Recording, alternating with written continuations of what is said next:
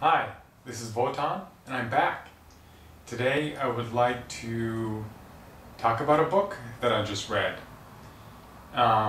It's a book that I wouldn't have thought that I would have read or would have any interest in, but somehow I just sort of came into it. It was at my library, and it may sound shallow, but I was sort of attracted by the colorful cover.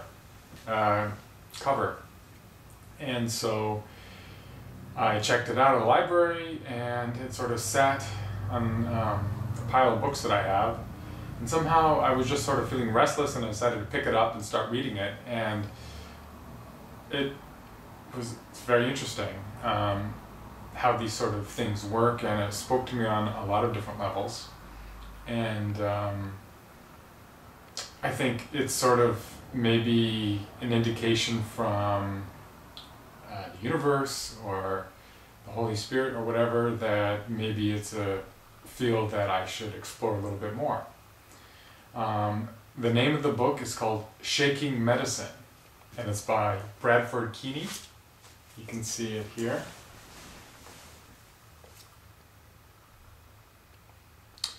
You can see the cover is relatively colorful.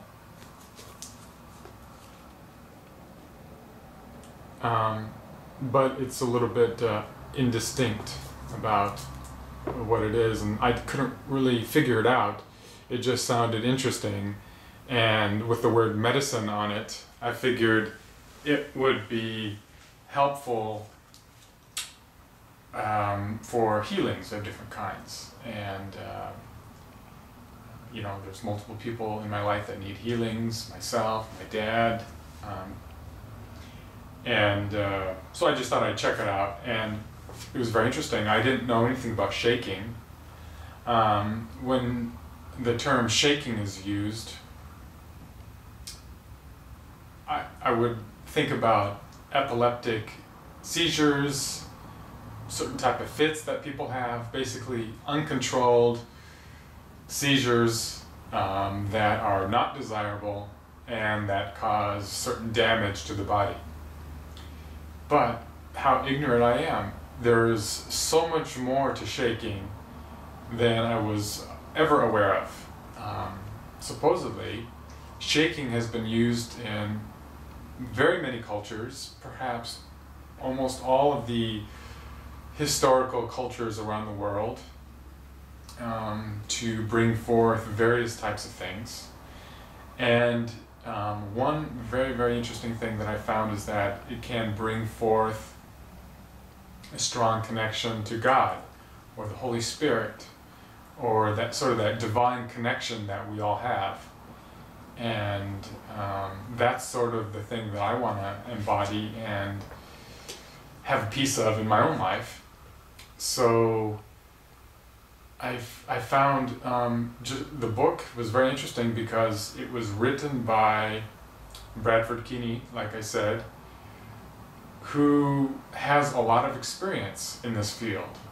I'd never heard of him, but I guess when he was 19 years old, he had a spontaneous experience that he started to shake, and he saw some visions and things like that.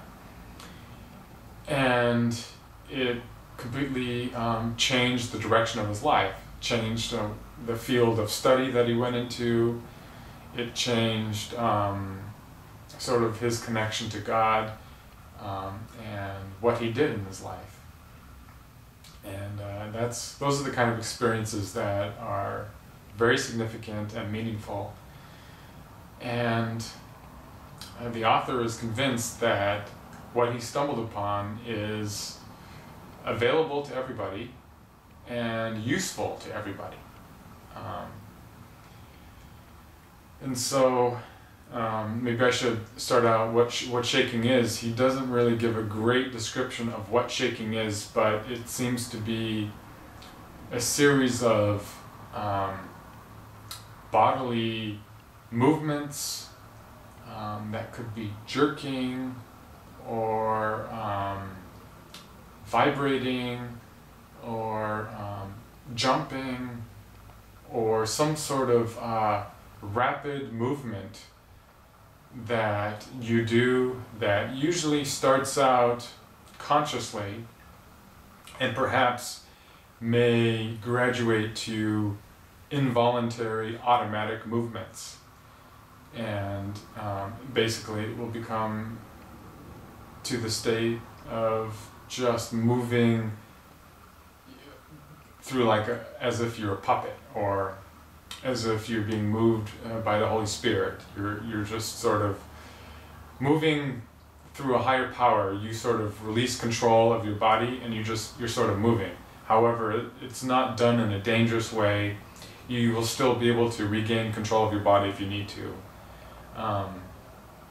But it is a way of bringing on a close connection to God. And that's one of the things that I was attracted to it. I've talked to some other people about this book, and I've heard that, well, yeah, shaking, I've heard of that, and that's cathartic experience. And that might be true, but the author goes way beyond that, and his focus is about bridging that gap between us and the divine, about bringing divine love down into our hearts and loving everyone. And that's exactly what I think is the right way to approach things, and sort of the space that I want to get into, I'm trying to move into. So infinite love, compassion, and not feeling that there is a real big difference between people and separation. So he makes a very good distinction about why you would want to do it. He said we have a pretty good tradition now of meditation, and people know what meditation is. It's when you still the mind and calm the body down, and you are completely relaxed, and you just try to focus on whatever it is that you're doing. And he said that's very useful, and it's a very good practice. And he encourages people to do it.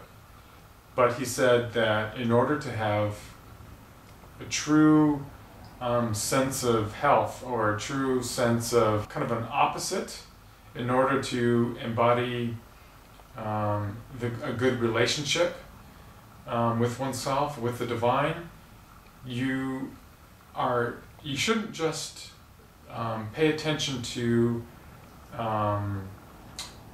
the quiet aspect of it, the relaxed and the stilling part of meditation. But it's very important to have the yang to the yin. So the shaking provides the other end of the spectrum. From stillness, you move to not just activity, but hyperactivity, to a very rapid form of moving the body that he says,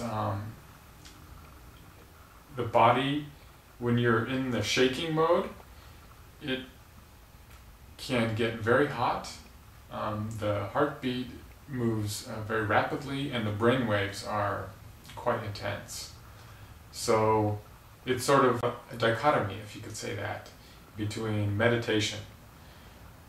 It's kind of like the opposite form of meditation. But he recommends both. And he also points out that there's still a sizable stigma against shaking. He cites many historical examples of cultures that used shaking to heal or to access the divine connection, and they were, in some cases, massacred. In other cases, they were suppressed, and they were outlawed, and basically publicly shamed. But he said that that can change with education and knowledge. What we need to do is know what it is, know what it's not, and accept it. He pointed out, even meditation 50 or 60 years ago was largely unknown in this country, in the West. And it took a lot of spiritual teachers coming over and scientific experiments indicating that, yeah, actually meditation does have a lot of therapeutic and beneficial results. So meditation made its way into the mainstream to where even a lot of doctors are recommending just sitting quietly and meditating in some form or another. So shaking is still pretty much stigmatized, but through a lot of these educational programs, people speaking up about them and demonstrating what shaking is all about, the stigma about shaking can also change. And it's true that whenever we see somebody shaking or moving in unpredictable ways, there's sort of the fear response. We sort of like, oh, there's something wrong with that person, because we don't know what's going on, and so we have the immediate reaction of trying to stop that person from doing that. Meditation is a lot more acceptable of just seeing somebody sit there. At first, if you don't know what meditation is, you may think, oh, there's something wrong with them too, but it's just a lot more acceptable because it's quiet, it's docile, and usually it doesn't disturb anybody else. Shaking, on the other hand, people sing, they could shout, they'll stomp their feet, they'll move around in various ways, and it seems like, if you don't know what's going on, that they could be dangerous, or they could, hurt themselves or hurt someone else, when reality is that we just don't know what's going on. We're not familiar with shaking, but if we know about this, then we can, allow it and maybe participate. So he gives a lot of good background on shaking. One of the things I really like is the extensive use of different cultures that he researches, and he went and looked at, for example, the Indians here in this country, the American Indians, the native Indians. Some of them started using shaking. Some of it came spontaneously through dreams or visions or various means, and the shaking can be used for healing, and it can be passed on. Somebody who has the shake, sort of sounds funny, can pass it on to someone else, and I sort of liken it to the Holy Spirit, because if somebody is filled with the Holy Spirit, it's almost sort of contagious, and it's very easy for the Holy Spirit to sort of jump to someone else. A lot of Christian churches have that.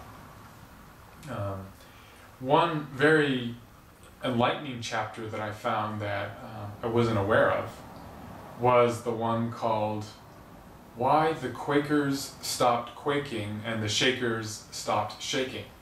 And just from the title I thought, whoa, really? So that's what their names what their names meant. I just thought they were sort of, interesting sounding names for their religion. But as he shows, they were created by people, free thinkers, who didn't want to be tied down through dogma or a middleman like a priest or whatever, to their connection with God. And one very inspirational example was the one of George Fox, who was, when was it? I forget the year, and I think it's the 17th century in England, who went on a quest to find someone who could teach him and guide him to have a close connection with God. And he was disappointed, he did this as a young man, he was disappointed to find that really no one had that ability to give him this connection with God. And it was just, you know, read the Bible, read the scriptures, and it'll come to you. And so, disillusioned, he went off into nature, into the woods, and he sort of discovered his own avenue to God. And it came through, as he was sort of the founder of the Quakers, it came as a quake. And he began quaking and discovering not only a love of God, but that he could help other people with this. And he started getting a following, and they started holding congregations, and their main point was, we don't need Bibles, we don't need scriptures, we just need our quake, and we have our direct connection with God. And there's a lot of other cool stuff that he did, which I find very, very cool, how somebody says no to something that is established, goes against the grain, which is very difficult to do and very rare for somebody to be able to step out like that. But here was this individual who did that, who knew what he wanted, he needed that connection with God, and was able to find it himself.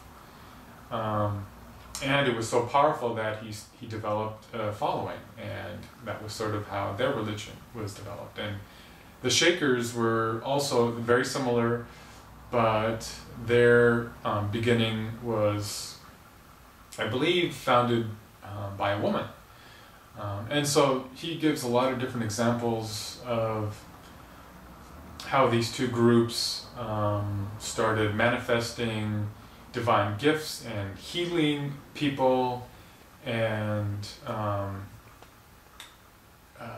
just doing all sorts of things that were outside of the conventional Christian worldview. He gives other chapters include his interesting experiences in the African American black gospel churches. And I've never been to one, but of course I've seen movies with them, and his description is very interesting, how they have a very lively way of expressing their devotion to God and laying out their troubles and the sort of the steps that they go through to get to their connection with God. And they also are very lively, and they shout and they sing and they shake, and I find that really cool. And I could tell he had a very deep affection for these churches, and it sort of makes me want to be able to find one and check them out. Of course, the central theme in the book are the Kalahari Bushmen from Africa, and these people are considered one of the oldest intact cultures in the world, and their shamans shake and dance and sing, and these people actually wrote the foreword to this book and the afterword. So they had a hand in it, and Bradford actually uses the Bushmen as a comparison in most all of his chapters. So he compares like the Shakers and the Quakers to the Bushmen, the African American church to the Bushmen, and so he draws parallels between them, trying to get us to see that all of these cultures may have different sounding words for things. They may do things slightly differently, maybe have slightly different rituals, but essentially everything, all the essence of these religions are the same. And he uses the Bushmen, which he feels very, a culture he feels very close with, and actually they made him a shaman, and he's actually a shaman in lots of different cultures, because his power is so great that wherever he goes, he is able to embody their culture and their shaking power, sort of, which leads credence to his supposition that all of these religions are actually the same, in essence, at least the shaking part of it. And their core tenet is finding that connection to God. So it's fascinating how he describes the Bushmen and the stories that they have, and climbing the rope up to the sky village and getting songs from their ancestors or from animals, and the process that they go through. They have a 3-step process. As they start imbuing the Holy Spirit, or it's a Bushman word, I don't know how to pronounce it, so I'm not going to try, but it is something like the Holy Spirit. And when they start getting the shake, they go through, the first stage they go through is they start feeling powerful, and they want to jump into the fire or run into the jungle next to a lion. And basically it's a false sense of power, and they start feeling very foolish, but they're getting a taste of the Holy Spirit. Now, they say that it'll be the young and inexperienced shamans who get stuck at this level, kind of the power level. And it takes the more advanced Bushman shaman to move them past that. And they talk about needles and arrows and thorns and things like that.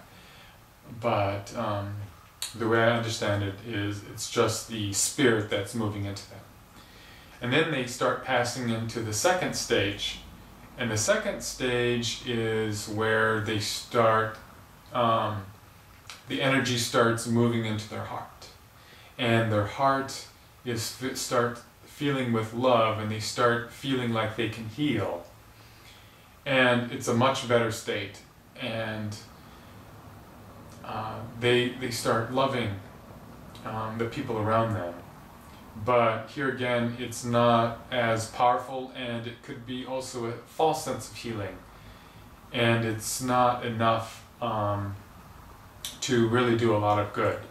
For that, they really have to stick with it and really bring the fire up and finish climbing that rope to the village in the sky, and they have to reach the third level. And this is the level of where they lose separation, where they feel like everything is together, everything is one. Their feelings of love intensifies, and now they have love for everything and everyone. And this is where they can remove sickness from bodies. And they can do a lot of wondrous things. They get visions, and they get all sorts of wisdom from their ancestors. And it's the state that experienced shaman know that's where they want to be. So definitely their culture is, I mean, it's amazing. It's still surviving, still intact, and they're still doing this. And so there's definitely a lot we can learn from them, because they have this close connection with God, and they still know how to use the ancient wisdom of their people that they passed through the years, the centuries. So it's definitely very, very cool. Another chapter he talks about is the time that he spent in Japan under the tutelage of this Seikijutsu master. And she was sort of chosen in a way from an early age by, well, I won't really say, I won't really spoil it, but in this small village, and basically it's like this sort of a lightning that travels down the spine, and it causes you to heal your body and allows you to shake and has other manifestations. And he studied under her, and he's actually a successor to her, because he got what she taught, and she said that his was very powerful. There aren't very many practitioners, I guess, but it's a way of, there's a person that sits down in front of you in a small room, you stand behind them, and you start letting the Seiki, this life force, I guess you'd call it, move through you in the ways that it wants to move, in order to heal the person and imbue this power into the person you're working with. And it seems pretty incredible, and he actually gives instructions in the book on how you can start manifesting Seiki in your own practice.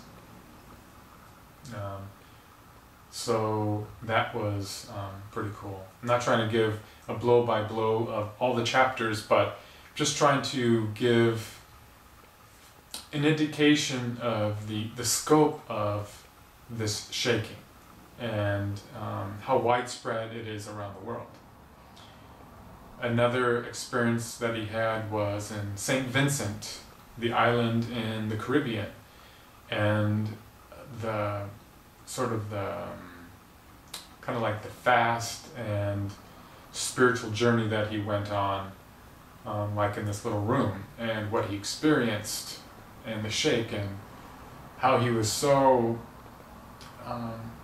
imbued with the power at the end of that, people had to hold him down from shouting with joy. It's just, it's pretty interesting, pretty amazing.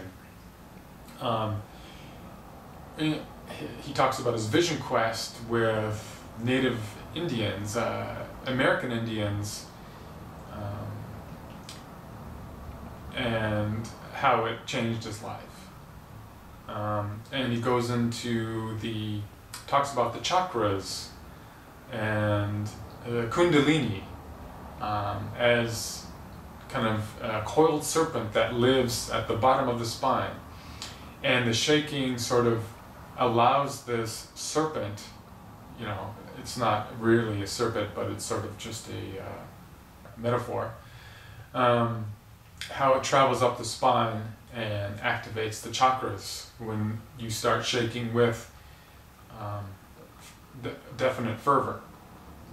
So there are other things, lots of other stuff he talks about that is definitely worth mentioning and worth reading, but I don't want to give away all the good stuff in there. His main point is to embody love, and that from his perspective, all religions have something useful to offer, and yet they also are used as a scapegoat for, you know, wars or terrorism or atrocities that have been committed, which are shameful and definitely not worth the time of the people who are in those religions. But in fact, if you look at it from a different way, the central aspect of religion is the spirit. And in his view, you can't separate the spirit from religion. Once you do, you just have a hollow shell. So using religion as a means of getting the spirit is very powerful to him. And he goes on into more detail about that. Actually, there's one passage that I just found so amazing near the end of the book, and I would like to read it, if I could, that sort of speaks to me in a kind of a deeper way. This is in the chapter called Coiled Wisdom. My spiritual path has been that of bhakti, extreme devotion to God. When I first felt the lightning bolt impact of God's divine shaking love, it pierced my heart like an arrow. The gift of bhakti is the most wonderful gift of them all. With it, there is no need for prayer, meditation, yoga, or anything. It is a straight path to salvation and satori. Yet because of my devotion to God, I want, more than anything else, to pray and sing and dance and shout and shake. These actions are not my means to God. They are my celebration of being connected to the presence of divine love. And that's not the end or anything like that. That's just sort of in the middle. And I read that and I thought, wow, exactly. He really has it together, and he says that, additionally, his shake is free to all who sincerely request it. So he's not out to make money on this. His stated intention is to share the wisdom of shaking, and he wants it to become more prevalent in the world to help other people, and to sort of reduce the stigma with losing control over oneself, and allow it to transform people's lives so that they can have that direct connection to God. He's convinced that it's special. I mean, it's been a completely focal and centralizing aspect of his life. He's devoted his life to it. And there's a lot of information on how you can get started yourself. And I would definitely recommend this book because for any sincere seeker of God, or somebody who wants even a stronger connection to themselves, there's I think a lot of wisdom in this book. It has a lot of great historical examples. It puts shaking into perspective. It talks about what it is. And what comes through very clearly is that this man is definitely devoted to it. His heart is in the right place. He has clearly a strong love of God, and he just wants to help other people. And that's definitely the arena that I'm moving into. And so I think I have another potential tool in my toolbox that I could use. Additionally, the book comes with a CD, 2 tracks of him performing his own compositions of some rhythmic, ecstatic, shaking, drumming, I believe, that are sort of interchanging. They're not rhythmic the whole way. They're not the same rhythm the whole way through, but they change up so that you don't get into rhythm. So you can have those opposing sides, and you don't fall into a rut. That's available in the book as well. So anyway, hopefully this wasn't too long. I just sort of wanted to express my admiration and enjoyment of this book, and I heartily recommend the book to other seekers and other people who are interested in figuring out what this shaking is all about. Hopefully you will pick it up, and we'll be able to talk sometime soon. Alright, thanks.